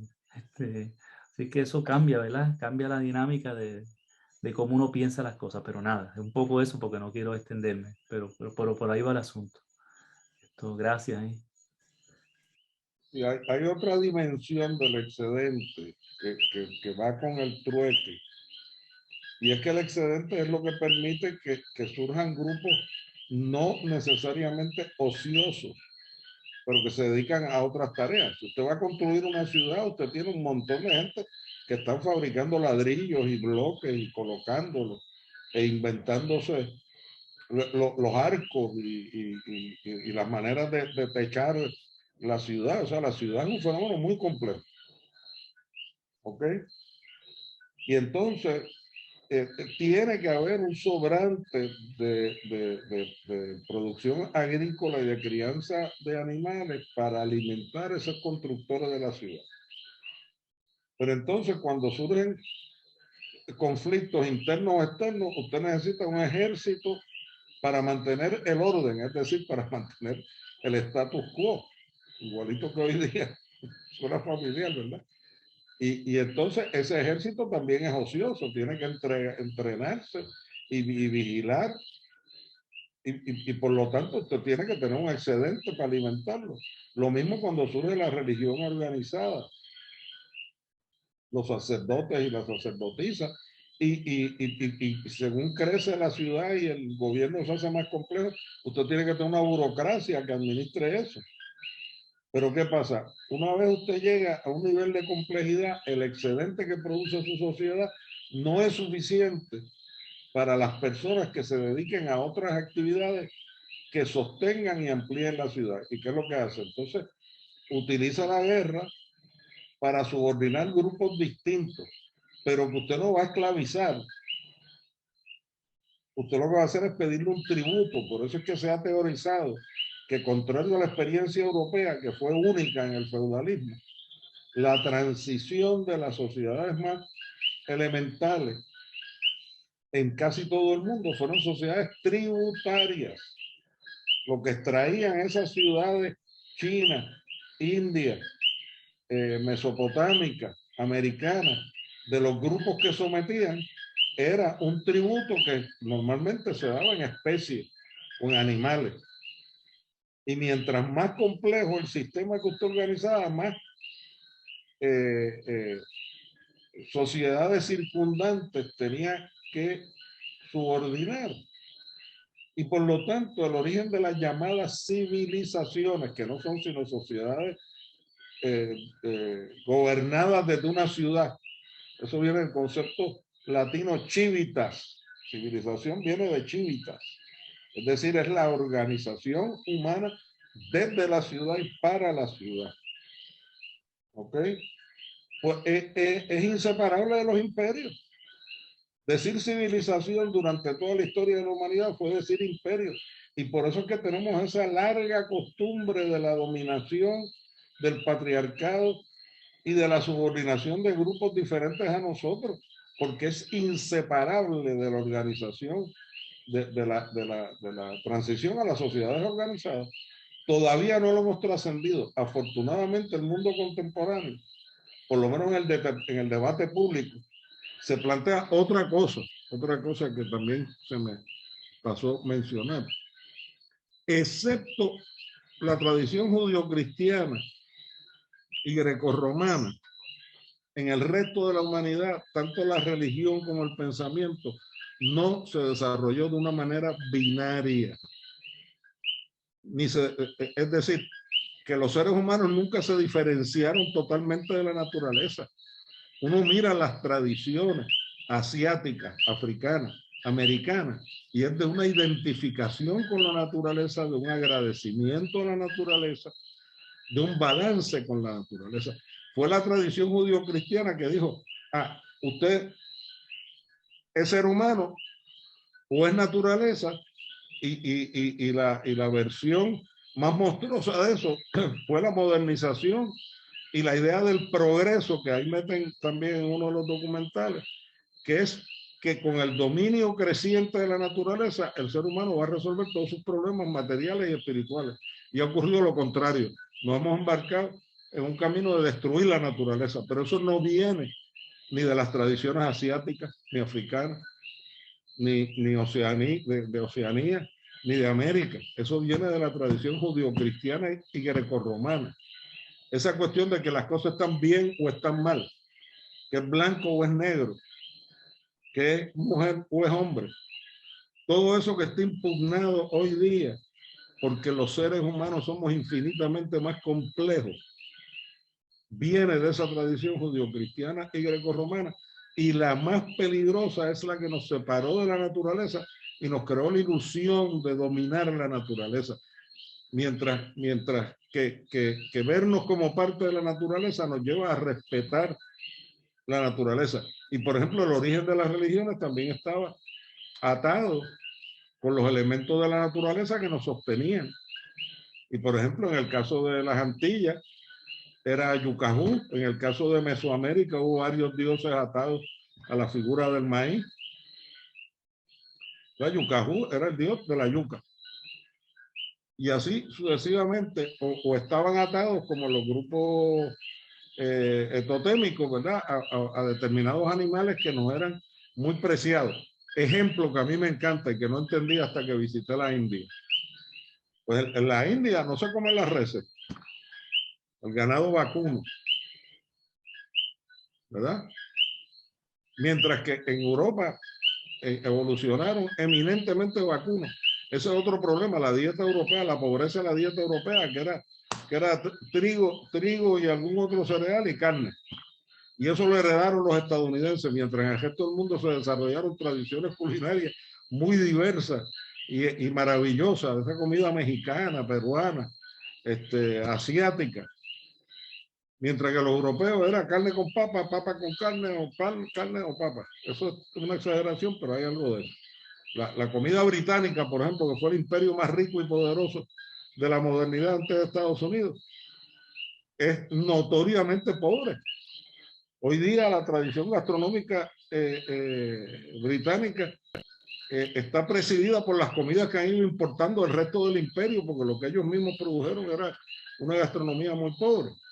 Pero vamos, ahí me estoy desviando, como suele ocurrirme más a menudo lo que yo quisiera. Pero fíjense que entonces,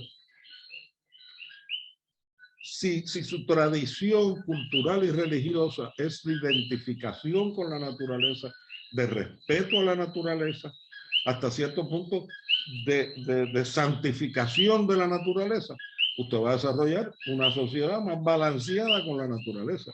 Si usted cae en ese binarismo judío-cristiano y grecorromano que contrapone la vida y la muerte, lo bueno y lo malo, y todos en absolutos, a pesar de que el avance de la ciencia lo que nos va enseñando es que las cosas son casi universalmente más complejas de lo que lo había simplificado los primeros tanteos humanos en el conocimiento de la vida y de la naturaleza. Pues entonces puede desarrollar una sociedad más balanceada junto con la naturaleza y con los demás seres humanos. Pero esto es muy, muy, muy importante, porque hasta donde yo sé, y ya le digo, yo no soy especialista en esto, pero le he seguido la pista. Y yo no conozco ni en Asia, ni en el sudeste asiático, ni en África, ni en Oceanía, ni en América, una sociedad que no se identifique con la naturaleza, que no vea a los seres humanos como parte de la naturaleza. Lo único somos los presuntos avanzados, influenciados por la tradición judio-cristiana y grecorromana y europea y eurocéntrica,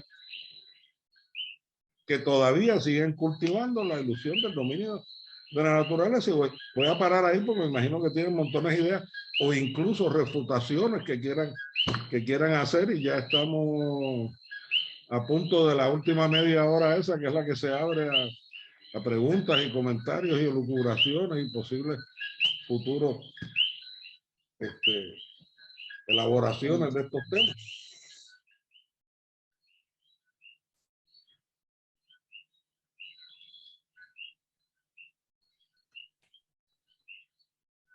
Bueno, pues ¿alguien tiene alguna pregunta o algo que quiera elaborar en adición a lo que ha dicho Antonio hasta el momento?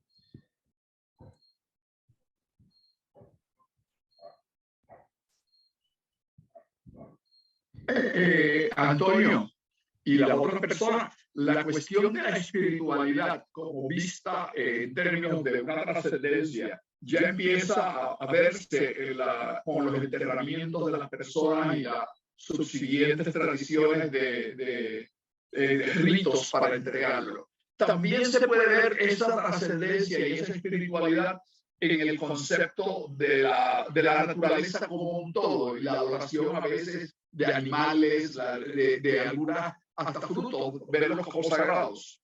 Ahí podemos ver ese nacimiento de ese sentido de espiritualidad, sin necesariamente todavía verlo como religiones organizadas. Sí, las dos cosas, Víctor, porque, y esto que me corrija José, que es el que bregó con la evolución humana antes de la sociedad organizada, ¿verdad? Porque los anterremientos anteceden a las sociedades más sedentarias. Se consolidan con las sociedades organizadas y las sociedades más sedentarias u organizadas, porque como les digo, va a haber sociedades eminentemente nomádicas. Pero al principio puede estar relacionado, porque aparentemente hay animales que también lo hacen, de proteger el cuerpo, el cadáver de su familiar, de su ser cercano, de que lo devoraran los demás animales. Y por lo tanto, no necesariamente va unido a la trascendencia, pero sí va unido a la identificación con los antecesores, de donde yo creo que va evolucionando entonces la espiritualidad. Pero, por ejemplo, sabemos, y de nuevo, todo esto son conocimientos dispersos que yo tengo, yo no pretendo ser especialista en nada de esto. Ya les digo, son 30 años de reflexión, chocando con un montón de cosas, y además, después cuando me especialicé en historia del Caribe y en enseñar la historia internacional del Caribe, ¿qué es lo que pasa? Que los europeos lo que se encontraron aquí eran grupos preurbanos. Y por lo tanto, para entender a los arahuacos antillanos y los arahuacos de América, y los grupos mesoamericanos, y todo ese rollo que tan maravillosamente plantea la diversidad americana, entonces también había que reflexionar sobre eso. Porque uno no podía enseñar historia de Hispanoamérica o historia del Caribe sin bregar con quienes estaban aquí cuando llegaron. O no puede bregar con la importación, la inmigración forzosa de millones de africanos, sin ver qué visión del mundo traían esos africanos, con unas religiosidades que las heredamos todavía hoy día. ¿Okay? O sea, que esa reflexión a mí a lo que me lleva es, como les dije, es un empeño de explicar lo que no entendemos y un empeño de ir fraguando una trascendencia. Esa trascendencia, como lo dije, en el caso de los chinos, es un culto a los antepasados, cuya ceniza y recuerdo se cultiva sistemáticamente en la familia, y es una grave falta cultural usted despreciar a sus antepasados.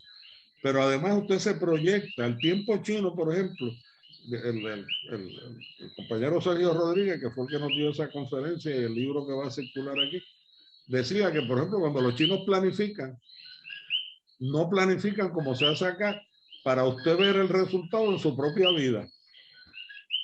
tienen planes que pueden trascender la vida del que está dirigiendo o haciendo el plan, porque eso puede tomar 50 años, 100 años, y no tiene por qué usted precipitar las cosas si de verdad va a tomar todo ese tiempo. Pero usted va a trascender en esa obra. Usted trasciende en sus hijos, en sus sucesores. Eso es casi universal. Ahora, para eso nos vamos inventando distintos tipos de espiritualidad. Yo soy espiritista, pero a mi manera, incluso los estoy amenazando hace tiempo, pero no tengo la más leve idea cuándo podré hacerlo. De las maneras en que a mí se me ocurre que podemos actualizar el espiritismo de acuerdo a la ciencia de hoy, y no estancarnos en Kardec o en Trincado, sino actualizar el espiritismo, porque yo creo sí en la existencia de los espíritus, pero si los espíritus que nos explicó Kardec y Trincado son a la nivel del conocimiento de su época, ¿cómo nosotros vamos a desarrollar el espiritismo a nivel del conocimiento de nuestra época? ¿Cómo vamos a desarrollar la religión y la trascendencia a nivel de nuestra época? Yo no creo en ninguna religión organizada, porque, pero hay un eco ahí. Yo no sé quién tiene prendido el micrófono, pero creo que es George que tiene el teléfono prendido, el micrófono prendido. Pero en todo caso, esa es mi visión, Víctor. La espiritualidad surge como parte de esas explicaciones de los seres humanos, lo que no entendemos. Pero de alguna manera la experiencia nos va diciendo que eso es algo que está ahí, que no siempre lo entendemos, pero que está ahí, ¿verdad? Como aquello de las brujas, de que yo no creo en las brujas, pero de que vuelan, vuelan. Pues yo creo por principio en que hay vida inteligente o verdadera vida inteligente más allá de la Tierra, y creo que los seres humanos tenemos una trascendencia. Antonio, yo veo, por ejemplo, aquí en Occidente, Puerto Rico incluye, aquí también, por ejemplo, las religiones, pues hay un respeto a los antepasados, pero una vez mueren, se queman y se entierran, ahora se queman y se entierran, o se enterraban en los cementerios. Pero, por ejemplo, yo veo en la cultura mexicana, como la celebración del llamado Día de los Muertos, cómo hay ese vínculo con aquellos que partieron y que siguen en el sentido de la familia y la vida. Aquí hay una separación ya, mucha gente ya al tiempo, sí van de vez en cuando al cementerio y le ponen flores, o van a las iglesias y le hacen unas misas, y los espiritistas pues le damos pensamiento a los seres que se fueron y les deseamos progreso, luz y desarrollo, pero no hay ese sentido de vínculo con esos seres antepasados, que yo veo, por ejemplo, en mis amigos y las ciudades, cuando visito México, que se da muy fuerte esa adoración y ese respeto a esos antepasados. Yo creo que eso es influencia, Víctor, del protestantismo británico y estadounidense. Que primero, que cree en la predestinación, que cree que la medida de la salvación está en el progreso, sea económico o militar, ¿verdad? En imponer su voluntad, y en un dualismo entre la vida y la muerte. Mientras que México y las sociedades originarias americanas y las de Norteamérica también, dicho sea de paso, conservan una visión de identificación con la naturaleza y de identificación con los ancestros. O sea, en ese sentido, nosotros estamos debatiéndonos entre cosas que, por ejemplo, hasta donde yo entiendo, en Cuba, en Dominicana, incluso en el resto del Caribe, aunque sean religiones cristianas, tienen mucho más culto y respeto por los antepasados de lo que demuestran determinados grupos norteamericanos y británicos. No estoy generalizando de que sean todos, pero mientras más cercanos estamos a nuestras tradiciones ancestrales, más cercanos estamos con la naturaleza y con nuestros antepasados. Esa es mi convicción. Esa es mi convicción, y por eso yo cultivo la memoria de mi abuelo, por ejemplo, el más citado en mi familia, porque también no necesariamente usted tiene que cultivar la trascendencia con un enterramiento o con rendirle culto a una ceniza. Es la memoria. La memoria realmente. Ahí en la clase sobre China salió una cita presuntamente de Sócrates, pero en verdad era Platón, porque Sócrates nunca dejó las cosas por escritas, que decía el contrario de lo que dice la tradición eurocéntrica. Decía que la palabra escrita llevaba a un empobrecimiento de la memoria y que la sabiduría radicaba en la memoria y no en la información que se ponía por escrito. Eso a mí me pareció maravilloso, porque también la antropología y la historiografía han ido reivindicando la certeza, lo acertado de la tradición oral en mantener una serie de tradiciones importantísimas para nosotros y de que la sabiduría no reside en tener mucha información, sino saber relacionarse con el resto de la sociedad y con la vida de una manera sabia.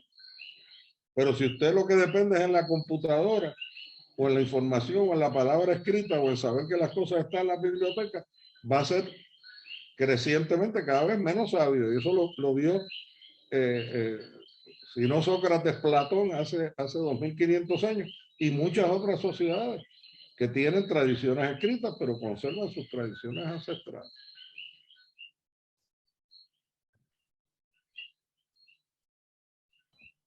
Me ha extrañado que Carmen haya estado callada, porque no sé si está de acuerdo de mis generalizaciones sobre las mujeres y la subordinación de las mujeres y todo eso, pero...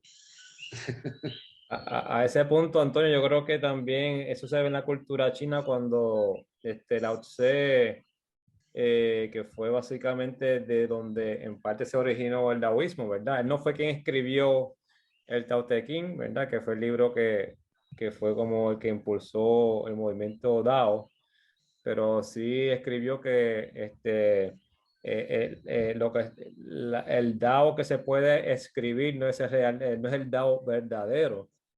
En otras palabras, diciendo que el camino de la sabiduría, que básicamente, o el balance que hay natural que existe y subyacente, si tú lo tratas de tocar o lo tratas de describir o lo tratas de escribir sobre él, ya lo perdiste. Así que es un punto que se ve en diferentes culturas esa perspectiva.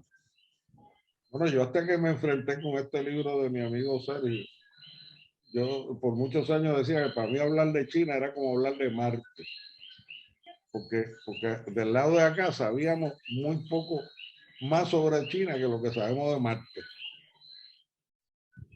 Pero con el auge de la China y estos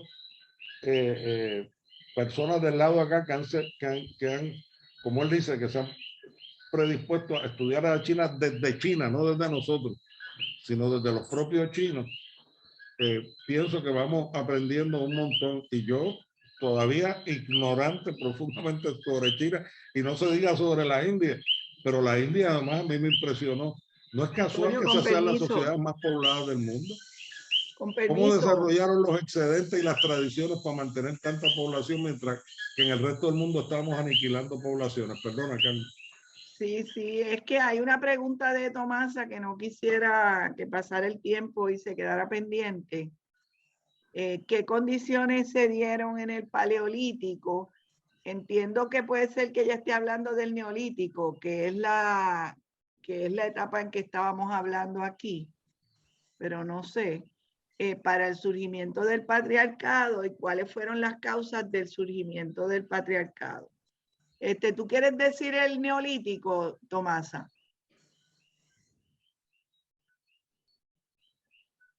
Pon el micrófono para escucharte. Sí, me refiero al Neolítico. Ok, sí, porque el Paleolítico fue la etapa anterior, sí, los la miles etapa de anterior. años. Ok, ahí tienes la pregunta, Antonio Gazambide. Bueno, Tomasa, yo traté de apuntar a una multiplicidad de factores. Se habla de la división sexual del trabajo cuando se refiere a esto que yo decía, de que la mujer mientras estaba gestando o alimentando a los niños y cuidando a los niños pequeños, pues entonces no podía dedicarse a la casa y recolección, cosa que también se ha demostrado que no es absoluta, que había mujeres que participaban en la casa y la recolección. pero sí se dio un grado de división sexual del trabajo que como les digo, lleva a las mujeres a cumplir un rol fundamental en la emergencia de la medicina, la religión, la agricultura, la cerámica. Y de alguna manera, no tiene que ser lo que dice la antropóloga esa, la inseguridad de los varones, aunque a mí me encanta, porque yo creo que los varones lo que somos es inseguros y por eso hacemos tantas barbaridades, mientras que las mujeres tienden a ser mucho más sensatas y centradas. Yo creo en un gobierno universal de las mujeres, a lo mejor acabamos con la guerra, sí. Pero lo que pasa es que como las mujeres que llegan a los gobiernos son las que reproducen la mentalidad de los varones del poder, pues no avanzamos mucho con ellas. Pero de alguna manera, al principio se compartían las labores a pesar de esa división sexual del trabajo. Pero de alguna manera los varones se fueron imponiendo por vía de la religión, por vía de la guerra, por distintas vías. Y cuando, o sea, por ejemplo, para dar un ejemplo, porque lo cita Gerda Lerner en la creación del patriarcado, en el capítulo introductorio que sí brega con toda la humanidad, ella cita una afirmación de Engels, de Federico Engels, en El origen de la familia, la propiedad privada y el Estado, donde plantea hace 100 y pico de años, esto que yo estoy planteando tampoco me lo inventé yo, o sea, esta simultaneidad del patriarcado con la jerarquización y la sociedad jerarquizada y la dominación de otros grupos, eso está planteado hace tiempo, lo que pasa es que ahora tenemos mucha más información. Pero Engels en ese libro afirmaba algo que Gerda Lerner se hace eco, de que una vez se sustituyó la matrilinealidad por la patrilinealidad y el hombre se apoderó de los descendientes. Engels le llama la derrota histórica de las mujeres, porque en alguna medida la preservación de esa participación del poder político, de las funciones religiosas, de las funciones medicinales, etcétera, etcétera, estaba atada a los misterios que radicaban en la mujer. Esto es pura especulación mía, Tomás. Pero de alguna manera, cuando esos misterios fueron trasladados a unos saberes patriarcales y el hombre asumió la posesión de los descendientes, la mujer quedó liquidada, aunque eso tomara mucho tiempo en consolidarse. De nuevo, no sé si es la versión que comparte Carmen, pero esa es la que yo he ido desarrollando. Eso por lo menos le ofrece algún tipo de explicación, Tomás. Bueno, yo tengo, o sea, es una explicación, de manera de que el hombre fue que el hombre se impuso sobre las mujeres. Por tanto, ¿no? Sí, yo para nada creo que las mujeres pidieron ser dominadas, para nada. Efectivamente fueron los varones y lo hicieron de manera muy compleja.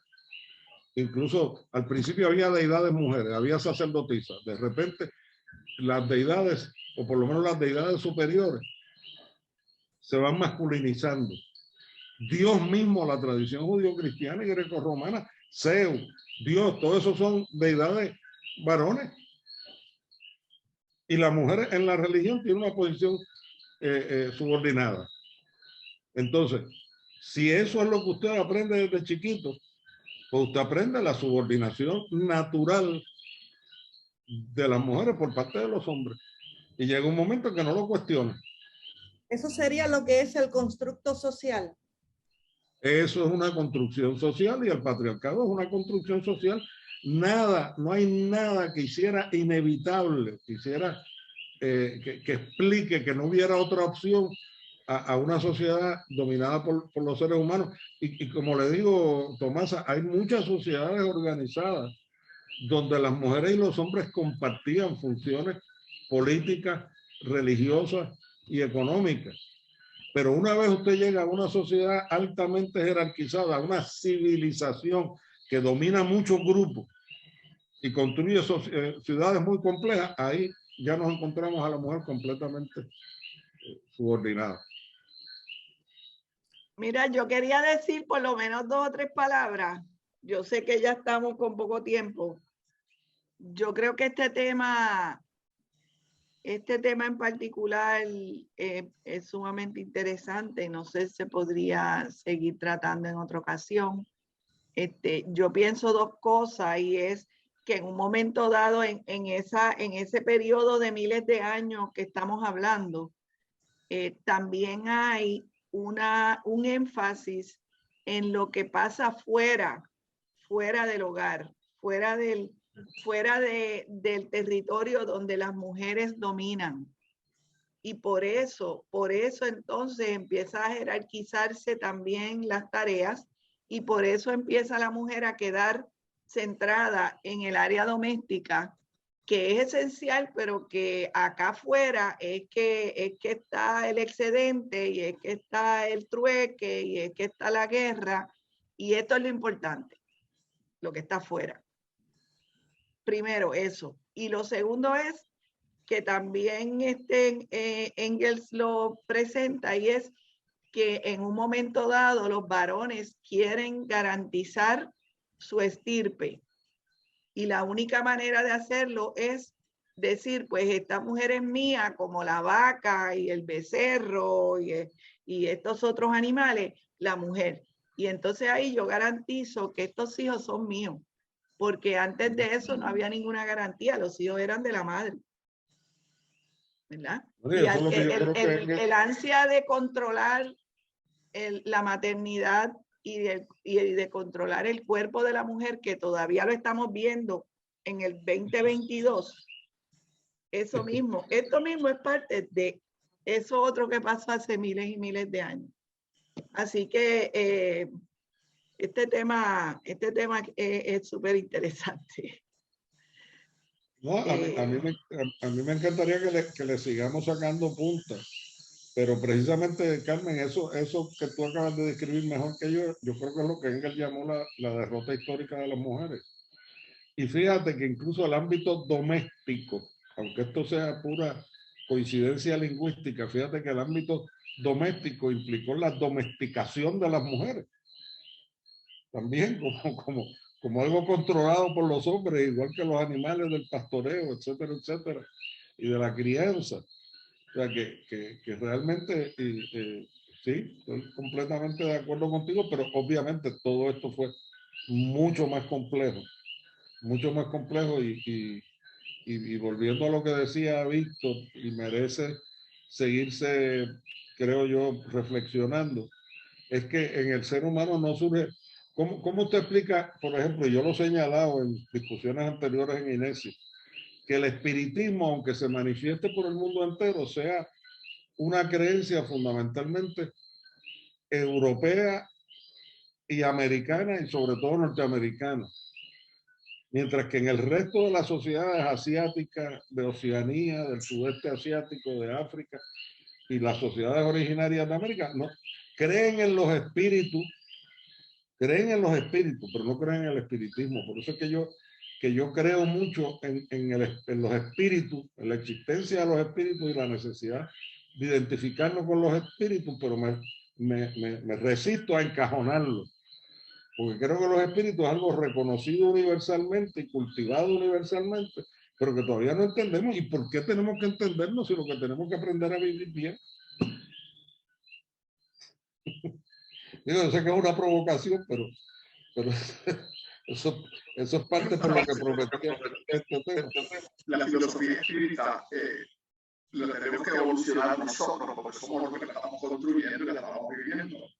Y yo pienso que Kardec y otras mujeres en España, ya María Domingo, Soler, trincado el desarrollo de las ideas atómicas del espíritu, popular del espíritu, que ideas de Trump son ya ideas y visiones contemporáneas, pero las visiones del espiritismo y el desarrollo a la luz de las problemáticas que tenemos nosotros, los seres humanos hoy día, ese será el espiritismo de mañana, de hoy y de mañana.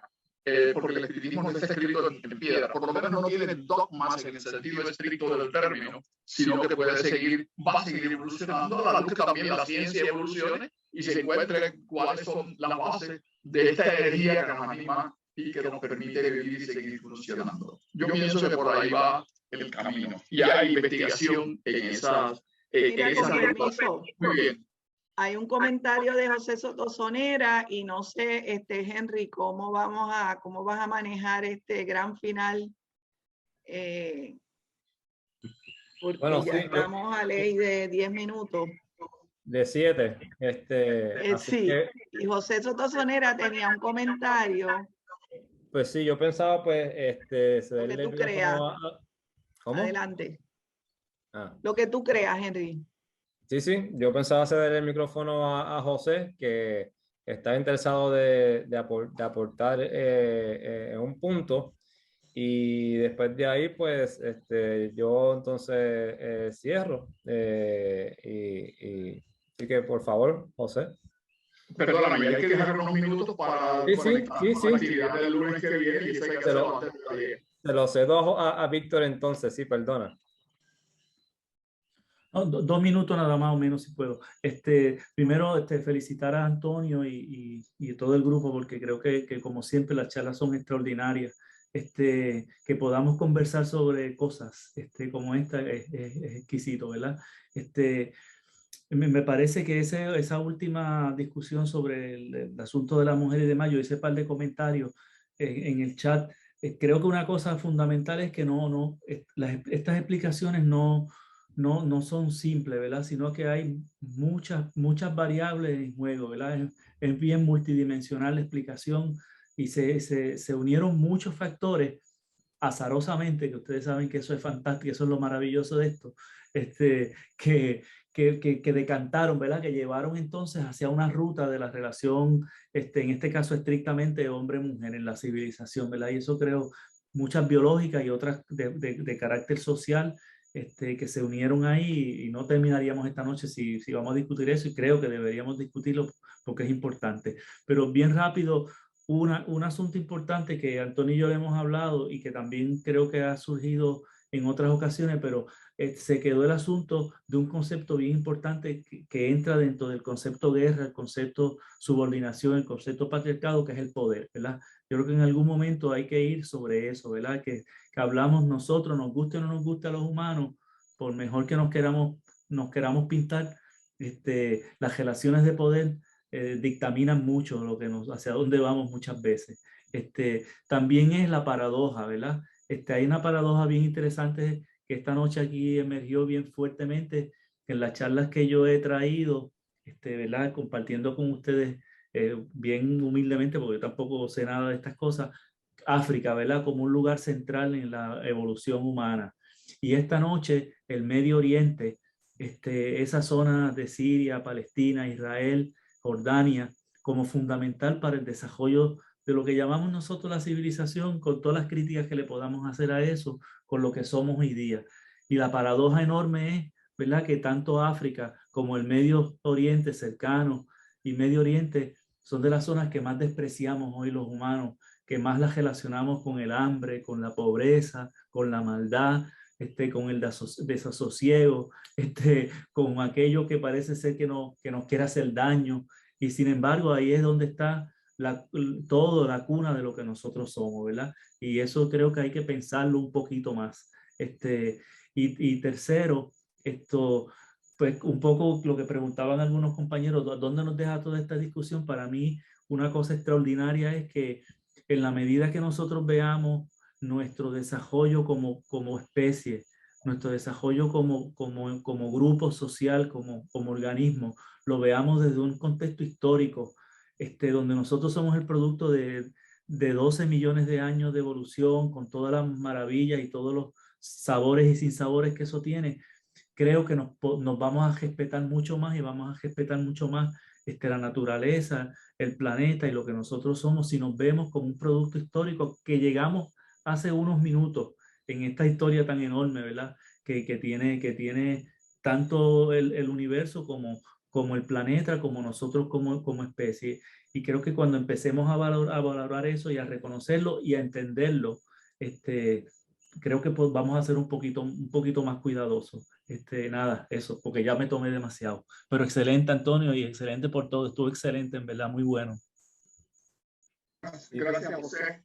Le damos las gracias a Antonio por su charla y su maravillosa exposición, dando elementos que son complejos y que son diversos a lo largo de la evolución humana, en el desarrollo de las sociedades.